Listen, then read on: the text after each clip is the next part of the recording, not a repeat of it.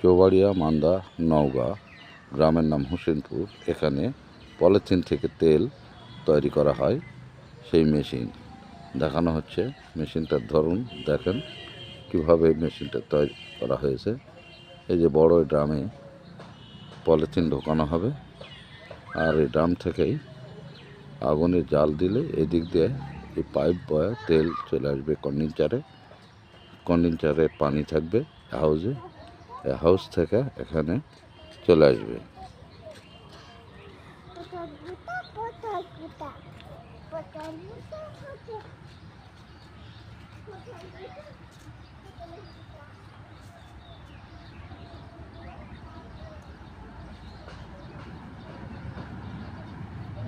এই মেশিনটা নতুন তৈরি করলাম। মেশিনটা তৈরি করে ধরেন মোটামুটি ওই 8 দিন হলো। 8 দিন লাগছে আমার এই মেশিনটা তৈরি করতে। তো তখন থেকে তেল এখানে আসবে, এই যে ড্রামে পড়বে। এই ড্রাম থেকে এখানে গ্যাসের পাইপ থাকবে, গ্যাসের পাইপ উপরে উঠে যাবে, আর এই যে নিচে তেল পড়বে এই পাইপ দিয়ে এখানে তেল পড়বে। এই যে পাইপ,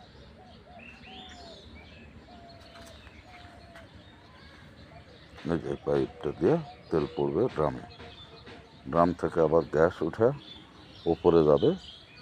তাই গ্যাস পাইপটা লাগানো হয়নি, লাগাই দিব কিছুক্ষণের মধ্যেই। আর এটা আমার তেলের প্ল্যান। আপনাদের কারো যদি দেখার দরকার হয় চলে আসবেন চৌবাড়িয়া মান্দা নওগাঁ, গ্রামের নাম হোসেনপুর। এখানে আসলে আপনারা দেখতে পাবেন, ফুললি 40 লিটার দেখতে পাবেন। তো অনেকে অনেক কথা মনে করে যে তেল হয় না বা তেল রিফাইন করা যায় না।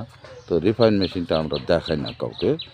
এই রিফাইন মেশিনটা দেখায় না, সিগারেট হিসাবে রাখা হয়। বাংলাদেশের লোক তো হিংসাত্মক। এখন ওই রিফাইন মেশিনটা দেখানো মাত্র হয়তো বা দেখা যাবে যে ওই মেশিন তৈরি করে আমার ডুপ্লিকেট বানায় ফেলে। এই জন্য মেশিনটা দেখায় না। আপনাদের প্রয়োজন হলে আসবেন, দেখবেন। এই যে এখানে অনেক রকমের পলিথিন আছে এবং পলিথিনগুলো ঢোকানো হবে এবং এই মেশিনটা দেওয়া হবে। এই মেশিনে আগুন দিলেই তেল এই পাইপ দিয়ে আসবে কন্ডেন্সার থেকে এখান থেকে আসে এই যে এই ড্রামে পড়বে। এই ড্রাম থেকে নেওয়ার পরে আবার একটা রিফাইন মেশিন আছে।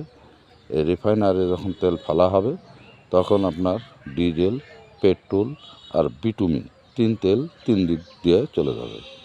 আপনারা আসলে এখানে আসতে পারেন।